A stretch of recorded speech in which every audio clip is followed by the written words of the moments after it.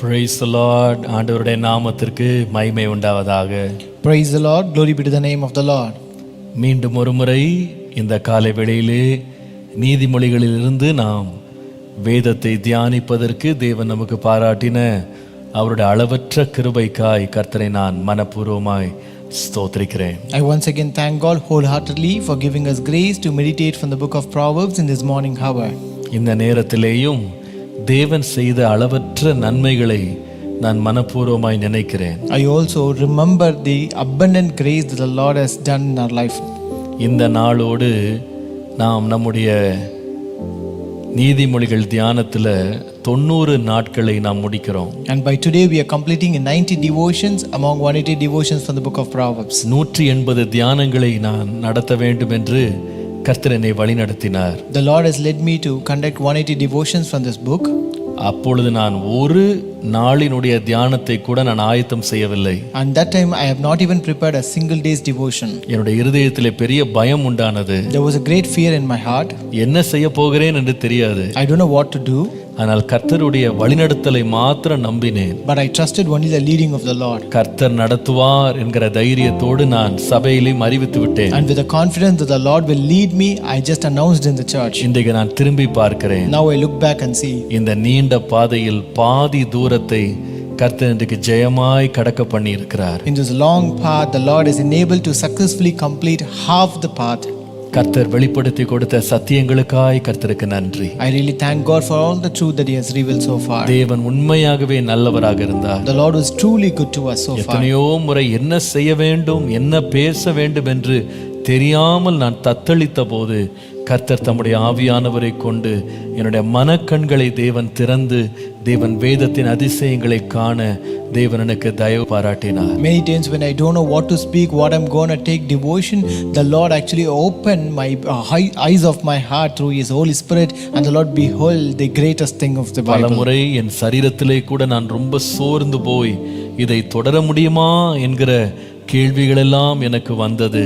ஆனால் கர்த்தர் எனக்கு பலனாயிருந்து ஆரோக்கியம் தந்து ஒரு நாள் கூட இந்த தியானம் தடைபடாதபடி கர்த்தர் செவ்வையாய் நடத்தி வந்தார். And many times I also had weakness physically where I will not be able to do and continue this devotion, but the Lord was my strength. He strengthened me and enabled me to continue and do this devotion so far. எத்தனையோ நாட்கள் பல கூட்டங்களை நான் ஒரே நாளிலே செய்ய வேண்டியிருந்தது. திருமணங்கள், அடக்க ஆராதனைகள், பிள்ளை பிரதிஷ்டைகள், ஞாயிறு ஆராதனைகள், மற்ற பல கூட்டங்களை செய்து கொண்டு அதன் நடுவிலே நான் மீண்டும் மீண்டும் உட்கார்ந்து இந்த நீதிமொழிகளை தியானிப்பது எனக்கு ரொம்ப கடினமாக இருந்தது. And many times I have to also conduct many other meetings like Sunday services, marriages, funerals, child dedication, and besides that I have to sit for this devotion and prepare for it. பல முறை எனக்கு படுக்கை விட்டு எழும்ப கூட எனக்கு பலன் இல்லாமல் இருந்தது. Many times I did not even have strength to rise up from my bed. சில வேளை எனக்கு முன்பாக 2 மணி நேரம் தான் இருக்கும். Sometimes I would be having only 2 hours before me. ஆண்டவரே, எப்படி நான் இதை ஆயத்தம் பண்ண போகிறேன், என்ன பேச போகிறேன் என்று நடுங்கி கொண்டிருப்பேன். I would be trembling and be afraid, Lord, what I'm going to speak, how I'm going to prepare. ஆனால் தேவன் ரொம்ப நல்லவர். But the Lord is very good. என்னை வெட்கத்திற்கு ஒப்பு கொடுக்காதபடி இந்த பாதி தூரம் கர்த்தர் நடத்தி வந்ததை நன்றியோடு நான் நினைவு கூறுகிறேன். I remember the greatest thing that the Lord has given, where He did not led me to shame but led me half the way successfully. நீங்களும் எனக்காக ஜெபித்த ஜெபங்களுக்காக நன்றி. I also thank you for all the prayers that you have made for me. நீங்கள் பகிர்ந்து கொண்ட உற்சாகமூட்டும் வார்த்தைகளுக்காக நன்றி. Thank you for also your encouraging word that you shared with me. என்னை பதவிகளிலே நீங்கள் ஊக்குவித்தீர்கள். உங்கள் ஒவ்வொருவருக்கும் நன்றி. You also encouraged and motivated me in many ways. I thank you all for that. கர்த்தர் தாமே உங்கள் எல்லாரையும் ஆசீர்வதிப்பாராக. May God bless you all. இந்த செய்திகள் யூடியூப் மூலமாகவும் லைவ் டிவி மூலமாகவும் லைவாக இது பிராட்காஸ்ட் பண்ண கர்த்தர் உதவி செய்தார். The Lord has also helped us to broadcast these services live through YouTube and also live TV. மதியான வேளைகளிலே ஆர்க் டிவி மூலமாக இது வெளிவருகிறது. And in the afternoons this is being also telecasted in ARC TV. என்னோடு இந்த பயணத்தில் தோள் கொடுத்து நின்ற அன்பான ஆர்க் டிவி மற்றும் லைவ் டிவி ஓனர்ஸ்க்கு நான் இயேசுவின் நாமத்தில் நன்றி உள்ளவனாய் இருக்கிறேன். I am also grateful in the name of Lord and Savior Jesus Christ to all the owners of Life TV and Ark TV who supported me along this journey. திரும்பி பார்க்கும்போது 90 நாட்களை எப்படி கலந்தோம் என்றே எங்களுக்கு புரியவில்லை. When we turn back, we don't know how we actually completed this 90 days. அதிசயமாய் நடத்தி வந்த கர்த்தரை நான் மனப்பூர்வமாய் சிரம் தாழ்த்தி நான் தேவனுக்கு நன்றி செலுத்துகிறேன். I bow down completely and I thank God, and I thank God with all my heart to the Lord who has dealt wondrously with me. இந்த நாளும் கர்த்தர் நம்மோடு இடைபட நாம் ஜெபிப்போம். Let us pray that the Lord may also minister with us today. ஹல்லேலூயா. நலமுடன் நம்மை இதுவரையும் நிலை நிறுத்தினதே அவர் கிருபை. நலமுடன் நம்மை இதுவரையும் நிலை நிறுத்தினதே அவர் கிருபை. கண்மணி போல் கடைசி வரை காத்திடும் கரமதை வாழ்த்திடுவோம். கண்மணி போல் கடைசி வரை காத்திடும் கரமதை வாழ்த்திடுவோம். தேவ ஆசீர்வாதம் பெருகிடுதே. துதிகள் நடுவே கர்த்தர் தங்க தூத சேனை தம் மகிமையோடிரங்க. தேவ ஆசீர்வாதம் பெருகிடுதே. குறித்திடும் வேளை உயர்த்திடுவார். கிறிஸ்துவின் கரத்தில் அடங்கிடுவோம். குறித்திடும் வேளை உயர்த்திடுவார். கிறிஸ்துவின் கரத்தில் அடங்கிடுவோம். தாழ்வில் நம்மை நினைத்தவரை வாழ்வினில் துதித்திட வாய் திறப்போம்.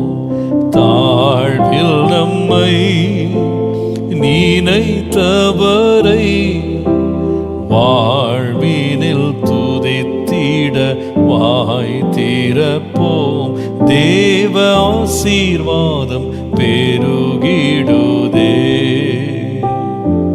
துதிகள் நடுவே கர்த்தர் தங்க தூத சேனை தம் மகிமையோடிரங்க.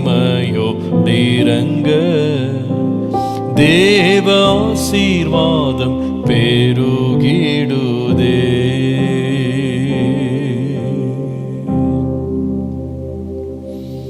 அன்பின் பரலோக பிதாவே, Our loving Heavenly Father, நீர் நடத்தி வந்த பாதைகளுக்காக நன்றி. thank you for the paths that you led us, Lord. இம்மட்டும் உம்முடைய தயவினால் எங்களை தாங்கினீர். Lord, you have upholded us so far by your grace, Lord. நீர் வெளிப்படுத்தின சத்தியங்களுக்காக ஸ்தோத்திரம். Lord, thank you for all the truth that you revealed. இந்த அற்பமான ஆரம்பத்தை இவ்வளவு தூரம் நடத்தி கொண்டு வந்ததற்காக நன்றி. Lord, thank you for leading this simple beginning so far, Lord. இந்த தியானங்களை அநேகருக்கு நீர் ஆசீர்வாதமாய் மாற்றினதற்காய் நன்றி. Lord, thank you for making these devotions a blessing to many. தொடர்ந்து எங்களோடு இடைப்படும். Continue to minister with us. உம்முடைய நாமத்தை மகிமைப்படும். Glorify your name, Lord. உம் சித்தம் மாத்திரம் வெளிப்படும். Let your will alone be revealed. அடிமையை இரத்தத்திற்குள் மறைத்து நீர் வெளிப்படும். Cover your servant and your blood and you reveal yourself, Lord. இயேசுவின் நாமத்தில் பிதாவே. In Jesus' name we pray. Amen. Amen. Amen.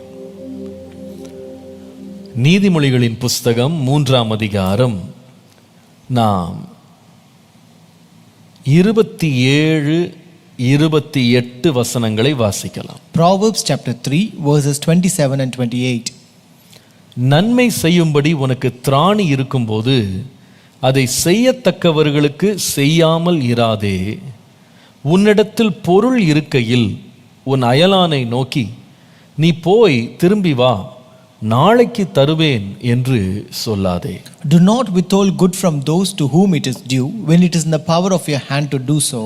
Do not say to your neighbor, go and come back, and tomorrow I will give it, when you have it with you. கர்த்தருடைய நாமத்திற்கு மகிமை உண்டாவது. Glory be to the name of the Lord. நன்மை செய்ய உனக்கு திராணி இருக்கும்போது அதை செய்யத்தக்கவர்களுக்கு செய்யாமல் இராதே. Do not withhold good from those to whom it is due, when it is in the power of your hand to do so. கர்த்தருடைய நாமத்திற்கு மகிமை உண்டாவதா. Glory be to the name of the Lord. நல்லவர்களுக்கு செய்ய அப்படின்னு சொல்லல. It doesn't say that you have to do good to the good people.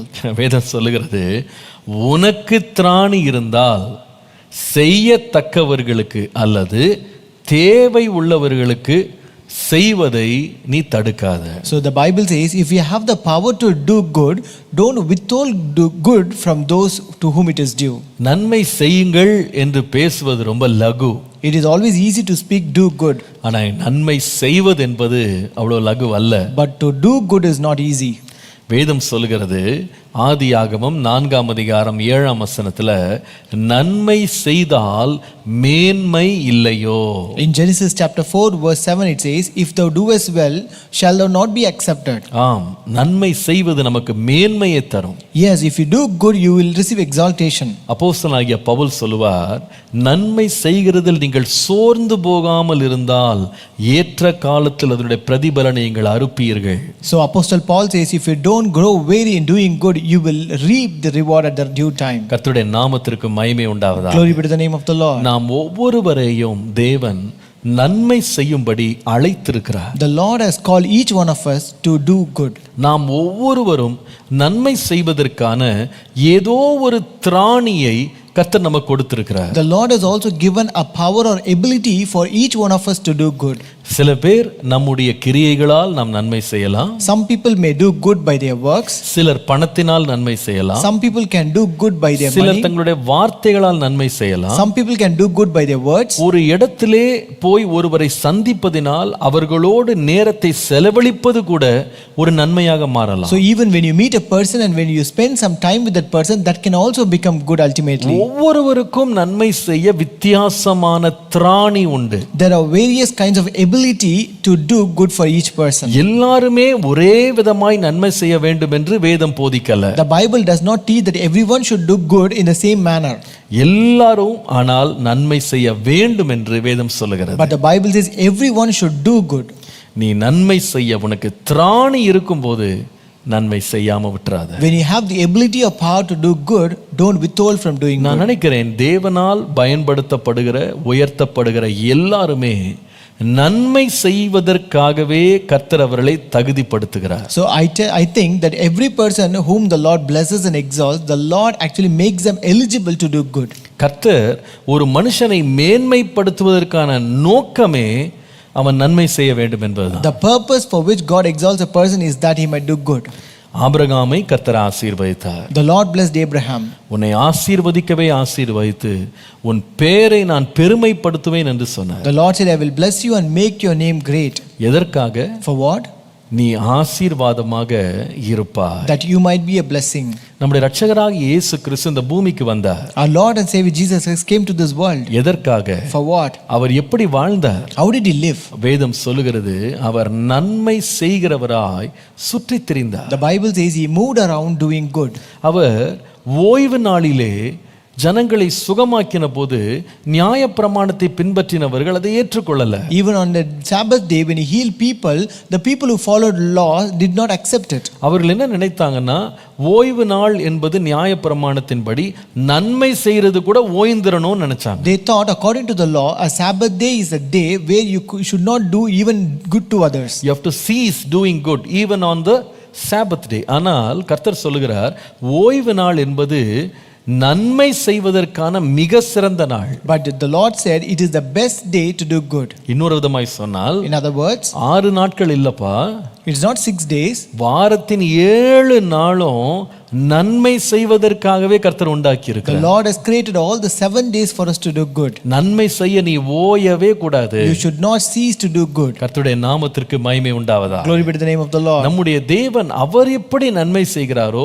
நாமும் நன்மை செய்கிறவர்களாய் இருக்க வேண்டும் என்று அவர் வாஞ்சிக்கிறார். The Lord also desires that we should do good like how He does good. சில வேளையிலே நன்மை செய்த பின்பாக செய்த நன்மைக்கான பிரதிபலன் உடனே நமக்கு வந்துவிடாமல் போகலாம். Sometimes when we do good, we may not receive the reward for it immediately. ஆனால் நிச்சயமாகவே கர்த்தர் பலன் தருவார். But God will surely reward us. Hallelujah. Hallelujah. கர்த்தருடைய நாமத்திற்கு மகிமை உண்டாவதா. Glory be to the name of the Lord. இந்த காலவெளியிலே இந்த நன்மை செய்கிறதை குறித்து நாம் ஒரு பாடமாக படிக்க போகிறோம். So this morning we're going to learn a lesson about doing good. இந்த நன்மை செய்கிறதற்கு நான் அடையாளமாக உதாரணமாக எடுத்துக்காட்டாக நான் யோசேப்பின் வாழ்க்கையை எடுத்து உங்களோடு நான் பேச போகிறேன். So today I'm going to take this life of Joseph as an example to speak about doing good. இந்த யோசேப்பின் வாழ்க்கையை பார்ப்பீர்களானால் அவன் தன்னுடைய குடும்பத்திற்கும் எகிப்து தேசத்திற்கும் பெரிய நன்மையை கொண்டு வந்த ஒரு பாத்திரமாக தேவனால் பயன்படுத்தப்பட்டான். When you look at this Joseph was used as a very blessed vessel by God to bring a great blessing and good to his family and to the entire nation of Egypt. அவனுடைய ஒரு மனிதனுடைய வாழ்க்கையினாலே ஏராளமான பேர் உயிர் பிழைத்தார்கள், மரணத்திலிருந்து தப்பினார்கள். There were many people who lived and who actually escaped from death just by this one man. ஒரு மனிதனுடைய கிருபை, ஒரு மனிதனுக்கு இருந்த ஞானம், ஒரு மனிதன் எடுத்த முடிவுகளால் தேசத்தின் தலையெழுத்தே மாறிவிட்டது. The entire fate of the nation changed because of the wisdom of one person, because of the decision taken by one person, because of the grace that the one person had. இந்த யோசேப் என்கிற ஒரு மனிதன் நன்மை செய்ய வேண்டும் என்று அவன் முன் வந்ததனால தான் அவன் குடும்பமே உயிர் பிழைத்தது. So just because this one person Joseph came forward to do good, his entire family survived. அல்லது இஸ்ரவேல் என்கிற வம்சமே இல்லாமல் போயிருக்கும். Otherwise the entire generation of Israel would have been destroyed. அவன் ஆகாரத்தை கொடுத்து நன்மை செய்தது மாத்திரம் இல்ல, He not only provided food and did good, அவன் அநேகருக்கு ஜீவனை திரும்ப கொடுத்து நன்மை செய்தான். he also gave back their life and did good to them. கர்த்தருடைய நாமத்திற்கு மகிமை உண்டாவதா. Glory be to the name of the இந்த Lord. யோசேப்பின் வாழ்க்கையின் பல பகுதிகளை நாம சற்று ஆராய போகிறோம். எப்படி நாம் நன்மை செய்கிறவர்களா யோசேப்பை போல மாறுவது என்பதற்கான சில நல்ல பாடங்கள் இன்றைக்கு படிக்க போறோம். So today we're going to analyze the life of Joseph in many ways, and we're going to learn good lessons from his life as how to do good. இது ஒவ்வொருவரும் கேட்க வேண்டிய ஒரு செய்தி.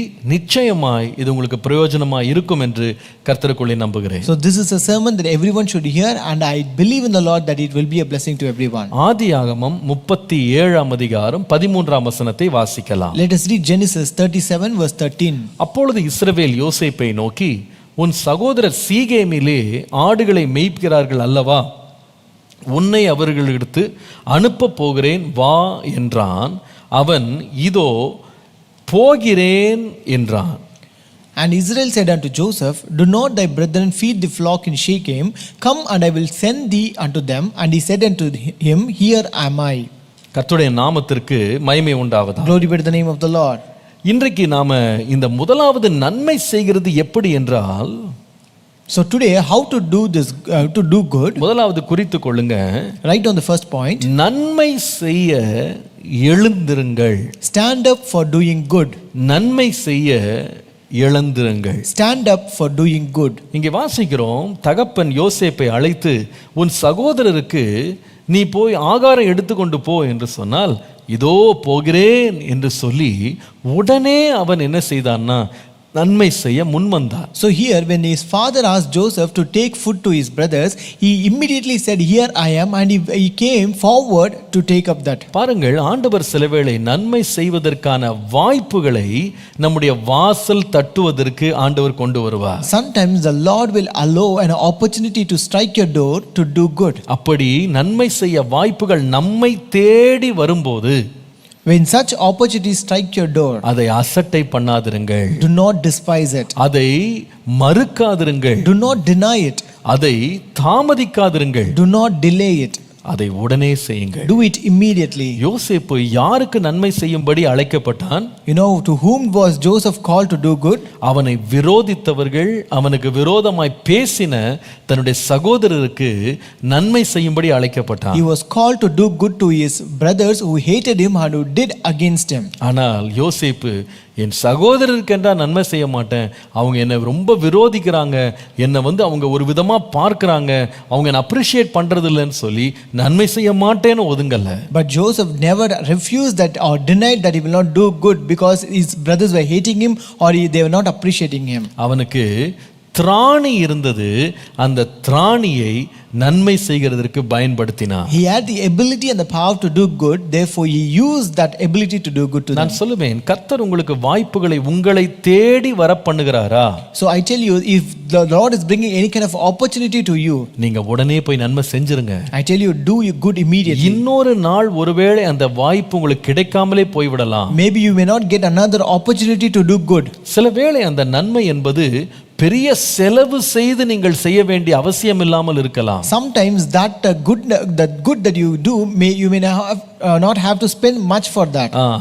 யோசேப்பை போல வெறும் ஆகாரத்தை எடுத்துட்டு போய் கொடுத்துருவாப்பா, அவ்வளவுதான். It might be like this Joseph where you have to carry only food to them. இயேசு சொன்னது போல தீர்க்கதரிசி நாமத்தின் நிமித்தம் ஒரு கலசம் தண்ணீரை கொடுக்கிறது ஒரு சின்ன வேலையா இருக்கலாம். So it might, as Jesus said, it might be a cup of water that you have to give for the name of prophet. இயேசு சொன்னாரே, நான் பசியா இருந்தேன், எனக்கு நீங்கள் ஆகாரம் கொடுக்கவில்லை. Jesus said, I was hungry but you never gave me food. நான் வஸ்திரம் இல்லாதிருந்தேன், நீங்கள் வஸ்திரம் கொடுக்கவில்லை. I was without garments but you never gave me any garments. நான் சிறையில் இருந்தேன், நீங்க என்னை விசாரிக்கவில்லை. I was in prison but you never came to visit me. நான் வியாதியா இருந்தேன், நீங்கள் என்னை விசாரிக்கவில்லை. I was sick but you never inquired me. இந்த மாதிரி உதவிகள்லாம் பாத்தீங்கன்னா பெரிய பண செலவாகாது. So these kind of help will not cost you much. அதற்கு அதிகமான சரீர உழைப்பு கூட தேவைப்படாது. Even it will not require much of physical labor. பாருங்க, நம்ம வீட்ல நிறைய துணி இருக்கும், போடாமலே வச்சிருப்போம். We might have many clothes in our house which we may not use at all. என்னுடைய சகோதரி அமெரிக்காவில் இருக்கிறாள், அவள் சொல்லுவாள், My sister is in America, she used to say, அவர்கள் ஒரு பிரின்சிபல் அங்க வச்சிருக்காங்க அமெரிக்கால. பொதுவா அவங்க நம்புறது என்னன்னா, ஒரு துணியை நீங்க 6 மாசம் தொடர்ந்து போடலன்னா chances are நீங்க இனிமேல் போட மாட்டீங்க அது அப்படின்னு அர்த்தமா. So they have a principle there. Generally they say that if you don't wear a cloth for 6 months, there are chances that you will never again use that cloth. ஆகவே அவங்க என்ன பண்ணுவாங்கன்னா 6 மாசம் தொடர்ந்து ஒரு துணிக்கு தேவை இல்லாம போயிடுச்சுன்னா அதை யாருக்காவது கொடுத்துருவாங்களாம். So therefore if they don't use a cloth for 6 months continuously, then they will give that cloth to someone. சில வேளையில இந்த மாதிரி சின்ன உதவி தான் நமக்கு தேவைப்படலாம் மற்றவங்களுக்கு. Sometimes these are the small help that other might be needed by you. நாம சாப்பிடுற சாப்பாடுல ஒரு பிடி இன்னொருத்தருக்கு போடுறதுனால நாம பசியில செத்து போக போறது இல்ல. Just because you're going to share one meal to other person out of the food that you're going to eat, you're not going to die in hunger. கேட்கிற ஏழைக்கு ஒரு 2 காசை போடுறதுனால நம்ம தரித்திரமாயிர போறது இல்ல. Just because you're going to give alms to a beggar, you will not become poor. நாம ஒரு வஸ்திரத்தை இன்னொருத்தருக்கு தாராளமா பகிர்ந்து கொள்றதுனால நம்ம நிர்வாணி ஆயிர போறது இல்ல. When you give away a cloth to other person, you're not going to become a naked one. ஒருவரை விசாரிக்கிறதுனால நாம ஒண்ணு தாழ்ந்து போயிர போறது இல்ல. Just because you're going to care and inquire some other people, you're not going to humble yourself. ஒரு தேவை உள்ளவர்களை போய் சந்திப்பதனால நம்ம ஒரு நாளையே இழந்த போறது இல்ல. Just because you're going to meet a person who is in need, you're not going to waste one entire day. நமக்கு இருக்கிற நோட்ஸ், நமக்கு இருக்கிற சப்ஜெக்ட்ஸ், நமக்கு இருக்கிற டெக்ஸ்ட் புக்ஸ் இன்னொருத்தரோட ஷேர் பண்றதுனால நாம ஞானத்தை இழந்துற போறது கிடையாது. Just because you're sharing your textbooks, your notes or whatever lessons you have, you're not going to lose your wisdom. ஒருத்தருக்கு தேவை உள்ள ஒருத்தருக்கு ஒரு சின்ன ரெக்கமெண்டேஷன் எழுதி கொடுக்கிறதுனால நாம பதவியை இழந்துற போறது கிடையாது. Just because you're going to write a small recommendation to the person who in need, you're not going to lose your position. நான் சொல்லுவேன், சில வேளை நம்மை தேடி சின்ன சின்ன காரியங்கள் நமக்கு ரொம்ப சின்னதா இருக்கும், மற்றவங்களுக்கு ரொம்ப பெரிய காரியமா இருக்கும்.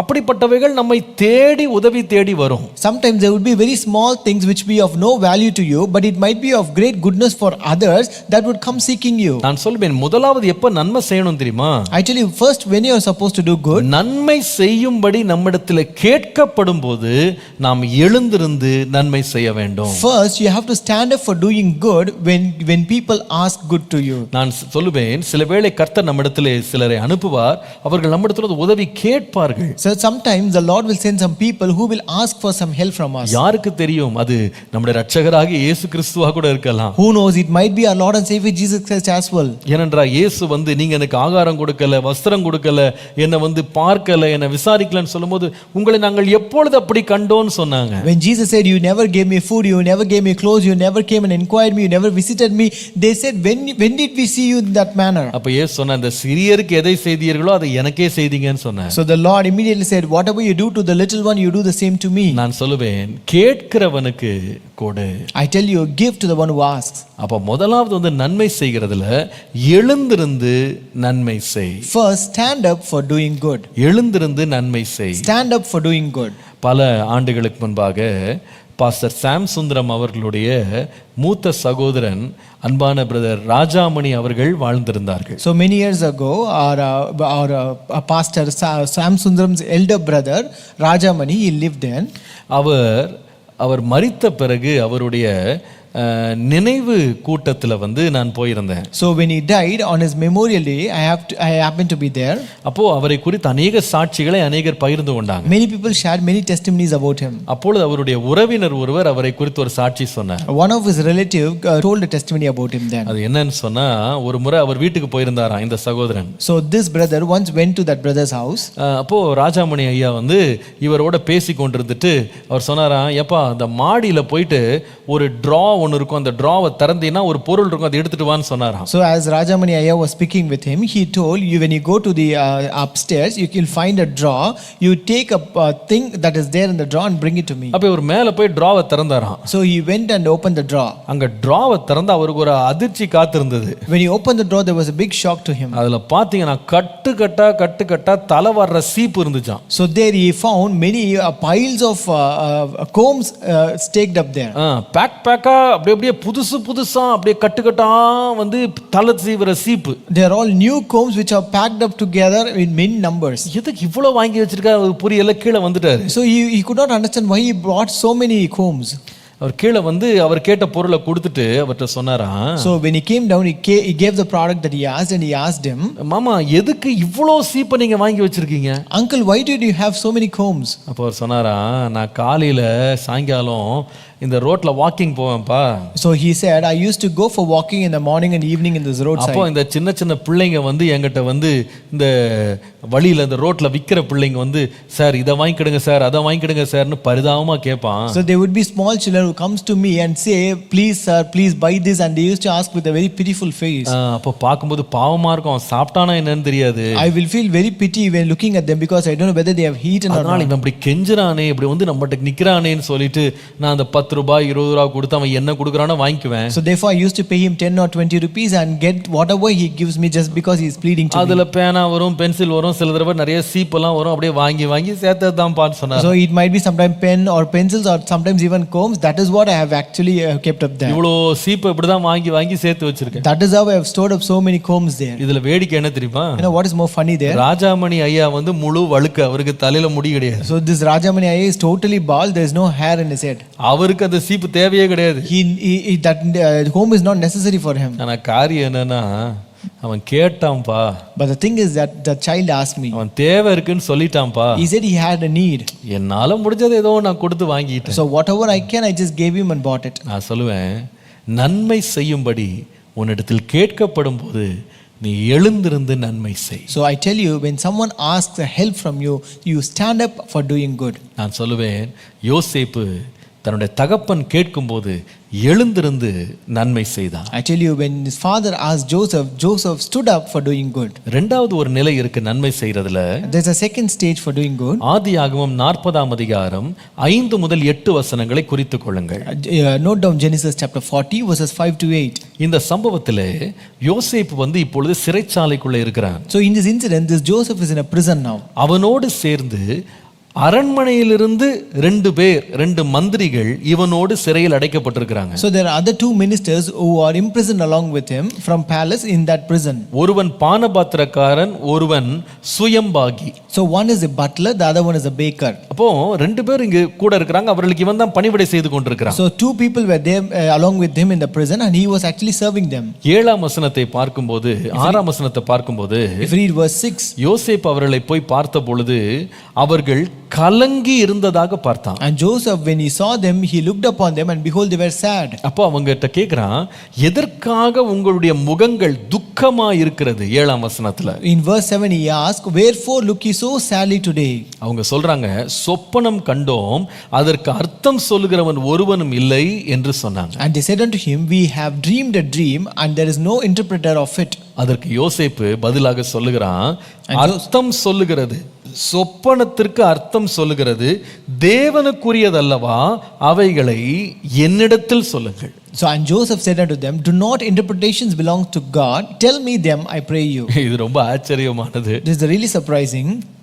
யோசேப்பு கண்ட சொப்பனத்துக்கே இன்னும் பதில் கிடைக்கல. This Joseph did not receive an answer for the dream that he dreamt.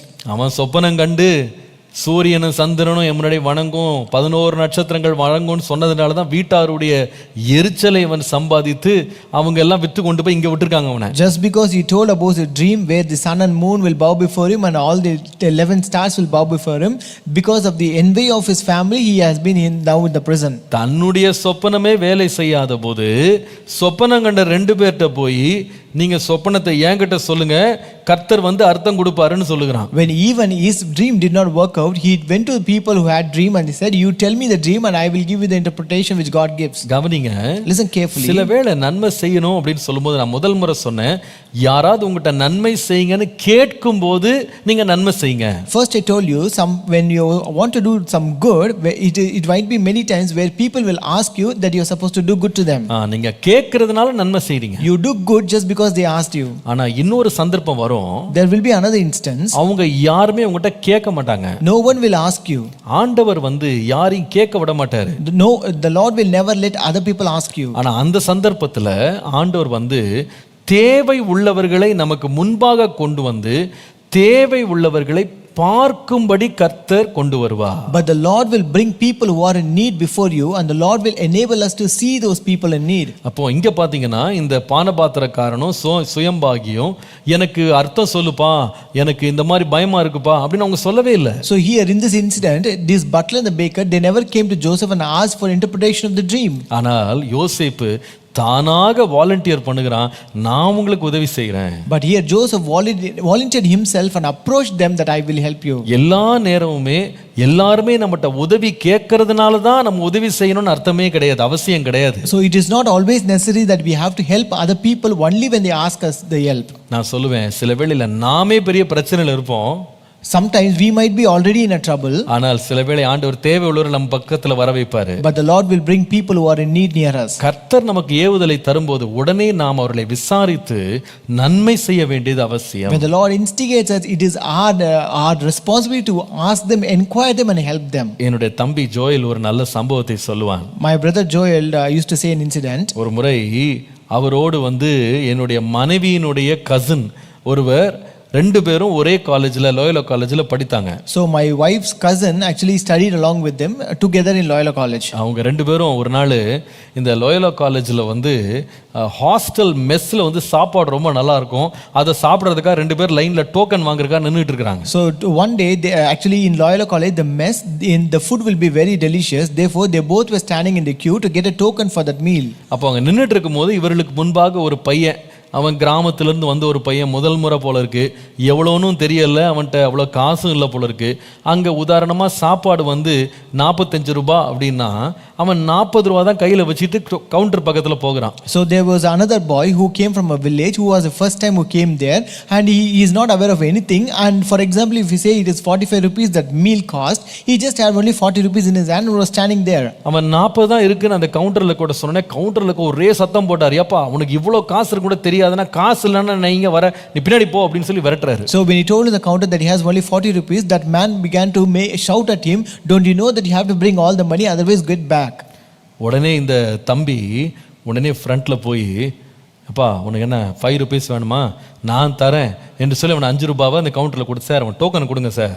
So immediately this brother went before and he said, see, you need only 5 rupees, right? So he gave the 5 rupees and said, see, give him a token. என் தம்பி சொன்னா அவரை யாருன்னே இந்த பையனுக்கு தெரியாது. So my brother told he don't know who is that person. ஆனா அவனும் இவன்ட்ட கேட்கல, யாராவது 5 ரூபாய் கொடுங்கன்னு கேட்கல. And even he did not ask for any kind of help from them. ஆனா தேவை இருக்குன்னு கண்ணில் பார்த்த உடனே இவனா போய் நன்மை செய்யறான். But when he saw that he is in need of some help, he himself volunteered to help him. என் தம்பி சொன்னா அந்த பையன் டோக்கன் வாங்கிட்டு வந்து அந்த என்னுடைய வைஃபுடைய கசினுக்கு ரொம்ப நன்றி சொல்லி அன்னையிலேருந்து அவங்க 2 பேரும் நல்ல friends ஆயிட்டாங்களாம். So my brother told that he gave the token and he brought the meal, and from that day onwards they both became good friends and he thanked him so much for that. நான் சொல்லுவேன், சில வேளை ஆண்டவர் தேவை உள்ளவர்கள் நம்ம கண்ணில் வந்து படுறதுக்கு ஆண்டு வைப்பார். Sometimes the Lord will make those people who are in need to appear in our eyes. நாம் அவர்களுக்கு நன்மை செய்தால் மேன்மை. If we do good, we will receive the exaltation. முடிவு என்ன பாருங்க, யோசேப்பு வந்து தான் அறியாத மக்களுக்கு போய் இவனாக தானாக போய் உதவி செய்ய போனதுடைய விளைவு என்னன்னா, அவர்களில் ஒருவன் தான் இவனை இந்த சிறையிலிருந்து விடுவிப்பதற்கு பல வருஷம் கழித்து காரணமாக மாறினான். So the end is that just because this Joseph went voluntarily to help people to approach that one person who he is not even aware of, he was the reason for him to take or deliver him out of this prison. அநேக வழியில் நாம் நன்மை செய்யாம இருக்கிறதுக்கு அநேக காரணங்கள் நமக்கு இருக்கலாம். Many times we may have many reasons to stop or withhold from doing good. நானே சிறையில் இருக்கிறேன், நான் எதுக்கு மற்றவங்களுக்கு நன்மை செய்யணும்? See, I am already in a trouble and prison, why should I do help to other people? நானே பிரச்சனையில் இருக்கேன், நான் எப்படி செய்யறது? Why should I am already in a problem, why should I help other people? எல்லாரும் முகம் என்ன பிரிசன்ல என்ன சிரிச்சுக்கிட்டா இருப்பாங்க, சிறைச்சாலையில் எல்லாரும் இப்படிதான் இருப்பாங்க. So will everyone be smiling and laughing in prison? Everyone will be sad in the prison. இதெல்லாம் போய் விசாரிச்சிட்டு இருக்கணுமா? So should I inquire all these things? இல்ல. No, not that way. உன்னுடைய கம்ஃபர்ட் ஜோனை விட்டு போய் நாம் நன்மை செய்யும் போது மேன்மை. When you come out of your comfort zone and do good, there is always exaltation. எல்லாரும் நம்மகிட்ட கேட்க மாட்டாங்க. Everyone will not approach you. நம்முடைய இரட்சகராக இயேசு கிறிஸ்துவை கைது செய்யும் போது பேதுரு மல்கூஸ் என்கிறவனுடைய காதரை வெட்டி போட்டான். So even when they came to arrest our Lord and Savior Jesus Christ, this Peter cut the ear of Malchus. இயேசு என்ன செய்தார்? What did Jesus do? அவன் கேட்கிற வரைக்கும் காத்திருக்கல, அவராகவே எடுத்து காதை பொருத்தி அற்புதம் செய்தார். Jesus did not wait until he asked for, he himself volunteered and he healed his ear. நான் சொல்லுவேன், நன்மை செய்வதற்கு நாம் சில வேளை நாமே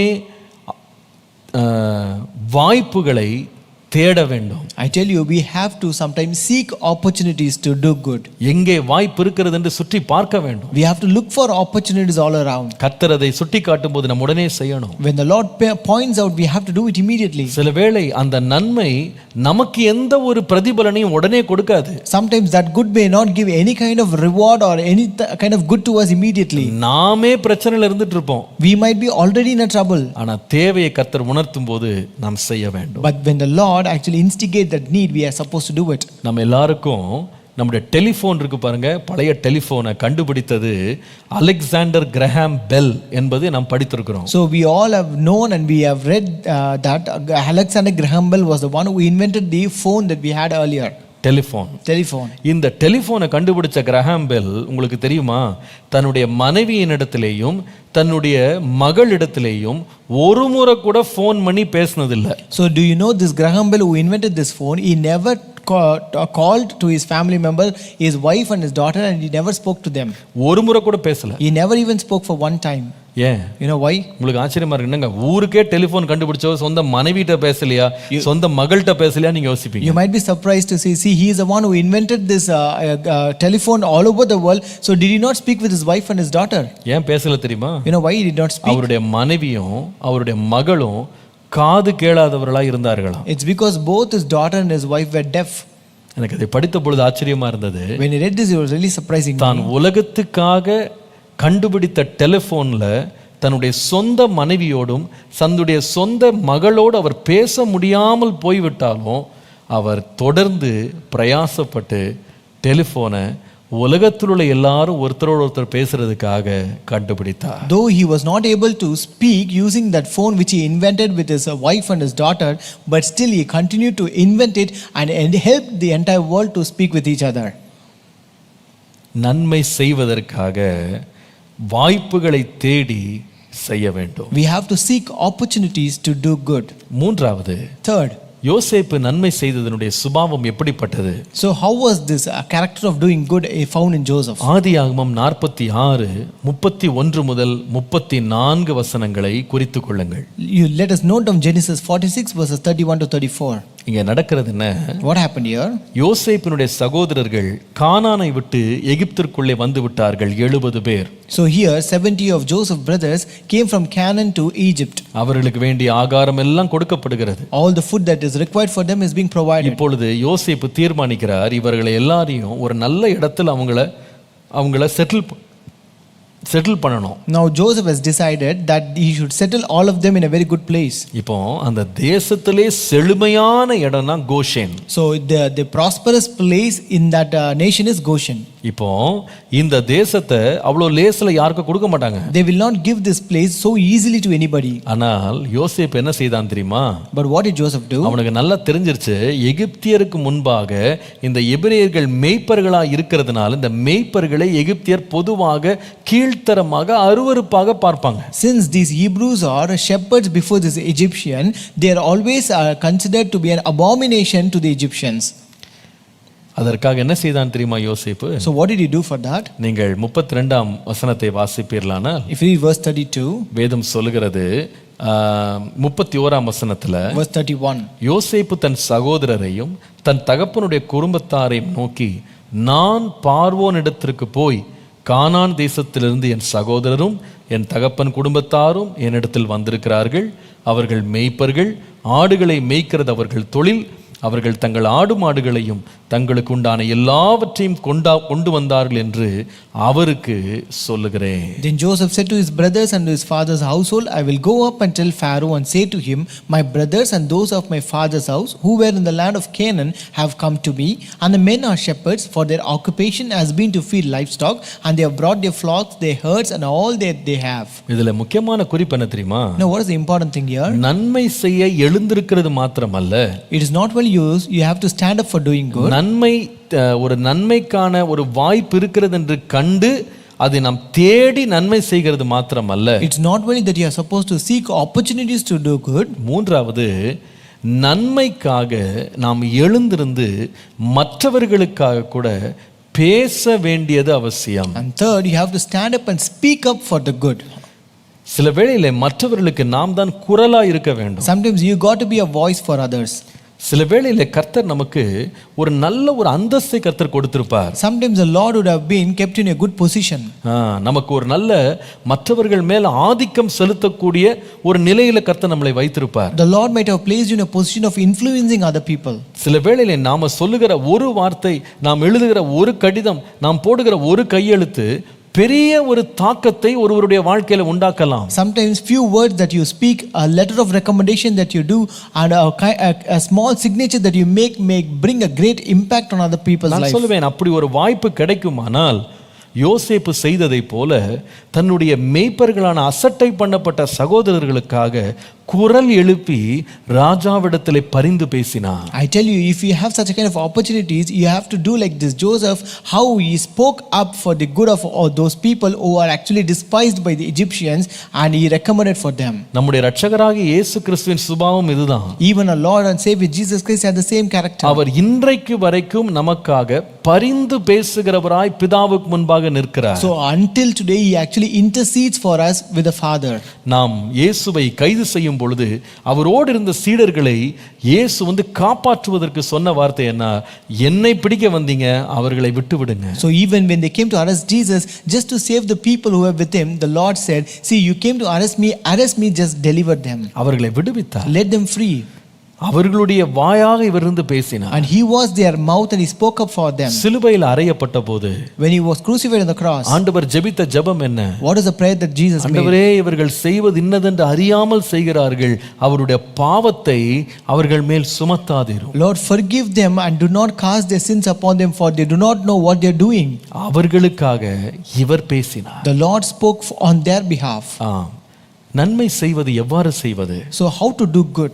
சில வேளை வார்த்தையே இல்லாத, சத்தம் இல்லாத, தங்களுக்காக பேச முடியாத மக்களுடைய பலவீன குரல்களுக்கு நாமே குரலாய் இருந்து பேச வேண்டியது நன்மை செய்யும் ஒரு விதம். Sometimes being voice for other people who cannot utter a word, who remain silent, who cannot voice out their voices is a kind of doing good to them. தகுதியில்லாத மக்களுக்கு நாம் எழும்பி சென்று கர்த்தர் நமக்கு கொடுத்திருக்கிற நம்முடைய நல்ல பதவிகள், நமக்கு இருக்கிற பட்டங்கள், நமக்கு இருக்கிற எல்லா உபகரணங்களை பயன்படுத்தி மற்றவர்களை உயர்த்தி தூக்கி விடுவதற்கு நாம் செய்கிற முயற்சி இருக்கு பாருங்க, அதுவே நன்மையாக மாறுகிறது. And also the endeavors that we do to raise people by making use of the position that the Lord has given you, by making use of the power that the Lord has given you, that is also a kind of good that you do to நமக்கு them. இருக்கிற influence வந்து நம்ம waste பண்ணக்கூடாது. We should not waste the influence that we have. கர்த்தர் நமக்கு சில connections கொடுத்திருப்பாரு.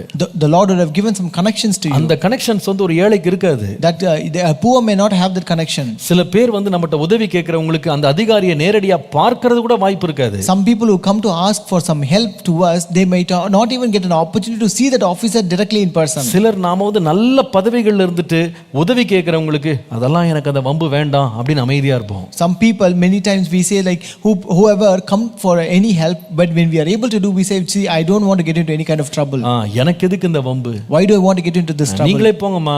You go directly. எனக்கெல்லாம் recommendation கொடுக்க முடியாது. I cannot give any kind of recommendation. உண்மையா பாத்தீங்கன்னா ரொம்பலாம் பெரிய வேலை செய்யணும். ஒரே ஒரு போன் எடுத்து ரெண்டு வார்த்தை பேசினா போதும் ஒருவருக்கு வேலை கிடைக்கும். But truly to say, if you take your phone and make a call, and you will help other person get a job. ஒருவருக்கு ஒரு உதவி கிடைக்கும். They will get some help. ஒருவருக்கு ஒரு இடத்துல அட்மிஷன் கிடைக்கும்.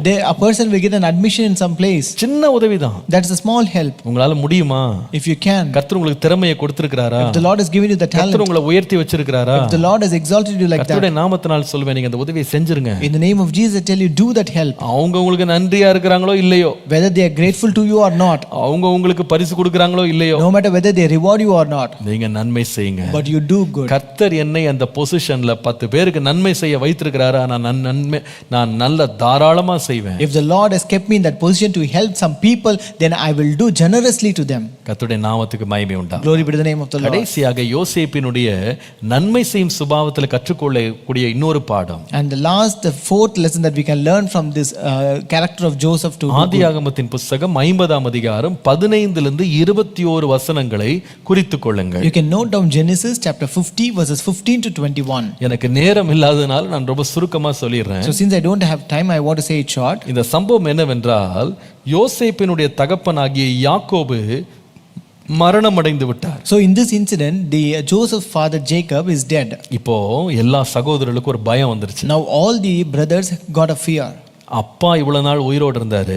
Our father was alive so far. யோசேப்பு நமக்கு எந்த தீமையும் செய்யல. Joseph did not do any kind of evil to us. ஆனா இப்ப அப்பா மரித்ததனால ஒருவேளை யோசேப்பு பழைய பகை, நாம் அவனுக்கு செய்த துரோகத்தை எல்லாம் நினைத்து நமக்கு பழிக்கு பழி திரும்ப தீர்த்துருவானோ. But since now father is dead, Joseph may even requite us all the evil which we have already done to him in the past. அதனால அந்த 11 பேரும் ஒண்ணா சேர்றாங்க. Therefore all the 11 came together. எல்லாம் ஒண்ணா வந்து அவனுடைய கால்ல வந்து விழுறாங்க. They came together and fell at his feet. அவங்க என்ன சொல்றாங்கன்னா, நாங்க உமக்கு ஊழியக்காரரா இருப்போம். They said, we will be your servants. எங்களுக்கு நீர் மன்னித்துரும். You please forgive us. எங்களை கொன்று போடாதிரும். You do not kill us. நடந்தது என்ன தெரியுமா? You know what happened? இவர்கள் மன்னிப்பை கேட்க போனா, when they went to ask for forgiveness, நாங்கள் அடிமைகள் என்று சொல்ல போனா, when they went to say that they are their servants, வேதம் சொல்லுகிறது 19ஆம் வசனத்துல, the Bible says in verse 19, பயப்படாதிருங்கள், நான் என்ன தேவனா? He said, fear not, for am I in the place of God? நீங்க தீமை செய்ய நினைத்தீங்க. You thought to do evil against me. தேவனோ இப்பொழுது நடந்து வருகிறபடியே வெகு ஜனங்கள் உயிரோடே காக்கும்படி அதை நன்மையாக முடிய பண்ணினார். But God bent it unto good to bring to pass as it is in this day to save much people alive. ஆதலால் பயப்படாதிருங்கள். Therefore fear ye not. நான் உங்களையும் உங்கள் குழந்தைகளையும் பராமரிப்பேன் என்று சொல்லி அவர்களுக்கு ஆறுதல் சொல்லி அவர்களோடே பட்சமாய் பேசினார். I will nourish you and your little ones, and he comforted them and spake kindly unto them. அவங்க கேட்டது என்ன? What did they ask for? எங்களுக்கு தீமையை சரி கட்டிராதீங்கன்னு தான் கேட்டாங்க. They just asked, don't requite evil for us. எனக்கு பழிக்கு பழி செஞ்சிராதப்பா. Don't repay evil for us. நீ இப்ப அதிகாரத்தில் இருக்க, நீ எதை செய்தாலும் எங்களை ரொம்ப பாதிச்சிரும். Now you are in power, whatever you do it will affect us. ஆனா யோசேப்பு என்ன செய்தான் தெரியுமா? But what did Joseph do? பழிக்கு பழி செய்ய மாட்டாங்க, உங்களை விட்டுறேன்னு சொல்றது மாத்திரம் இல்ல. He not only said, I will not repay evil to you, I will just leave you, set you free. அவன் சொன்னா, நான் உங்களையும் உங்கள் பிள்ளைகளையும் பராமரிப்பேன். He also said, I will nourish you and your children. நான்காவது முக்கியமான சத்தியம், Fourth important truth. யோசேப்பு நன்மை செய்து மற்றவர்களை ஆச்சரியத்தில் ஆழ்த்தினான். Joseph surprised people with good. நன்மை செய்து ஆச்சரியத்தில் ஆழ்த்தினான். He surprised people with good. சில வேளை மற்றவர்களுடைய எதிர்பார்ப்புகளை மிஞ்சி நாம் நன்மை செய்ய வேண்டும். Sometimes we have to exceed the expectation of others. சில வேளை மற்றவர்களுக்கு நாம் தீமை செய்வது கூட உலகத்தால் நியாயமாய் பார்க்கப்படலாம். Sometimes when we repay evil, that can be justified by this world. உலகம் சொல்லும், கரெக்ட் தாங்க நீங்க செஞ்சது, அவன் செஞ்சதுக்கு நீங்க செய்யறது கரெக்ட் தான். The world will accept, see what you do is right, it is always justified. ஆனா கர்த்தர் என்ன எதிர்பார்க்கிறாருன்னா, உலகம் எதிர்பார்க்கிற காரியத்தை விட, நமக்கு தீமை செய்தவர்கள் எதிர்பார்ப்பதை விட நாம் அதற்கு மிஞ்சி நன்மை செய்கிற ஒரு இருதயத்தை கர்த்தர் தரணும். But what God expects is that rather than doing what people expect from us, or we have to exceed their expectations. யாராவது உங்களுக்கு ரொம்ப தீமை செஞ்சிருக்காங்களா? Is there someone who have done evil to you? யாராவது உங்களை ரொம்ப வேதனைப்படுத்தி இருக்காங்களா? Is there someone who have hurted you so much? உங்களை ரொம்ப காயப்படுத்தி உங்களை ரொம்ப கண்ணீர் விட வைத்திருக்காங்களா? Is there someone who wounded you very much and have made you to weep? உங்கள் வாழ்க்கையில உங்களுக்கு ஏராளமான இன்னல்களை யாராவது கொடுத்திருக்காங்களா? Is there any person who have given so much of trouble in your life? அது யாராக வேணா இருக்கலாம். No matter, it might be anyone. உங்கள் சொந்த குடும்பமா இருக்கலாம், It might be your own family, உங்கள் நண்பர்களா இருக்கலாம், it might be your friends, உங்கள் கூட்டாளிகளா இருக்கலாம், it might be your companions, உங்களுடைய பிசினஸ் பார்ட்னர்ஸா இருக்கலாம், it might be your business partners. யார் வேணா இருக்கலாம். No matter, they might be anyone. ஒருவேளை கர்த்தர் உங்களை உயர்த்தும் போது அவங்க என்ன எதிர்பார்ப்பாங்கன்னா, நிச்சயமா அவன் நம்மளை பழிக்கு பழி வாங்குவான். So when God exalts you, they will expect that you will repay evil to them. நாம செய்த தீமைக்கு அவன் சரி கட்டுவான் அவங்க எதிர்பார்த்துட்டு இருப்பாங்க. They will be expecting that we will requite evil for what they have done. சிலர் நன்மை எல்லாம் அவங்ககிட்ட எதிர்பார்க்க கூட மாட்டாங்க. Some people will not even expect good from you, ஏன்னா அவங்க அவ்வளவு தீமை செஞ்சிருக்காங்க. because they have done so much evil to you. ஆனா நீங்க ஆண்டவருடைய பிள்ளை. But you are the child of God. அவங்க தீமைக்கு தக்கதாக நன்மை செய்யுங்க. You do good for the evil that they have done. அவர்களை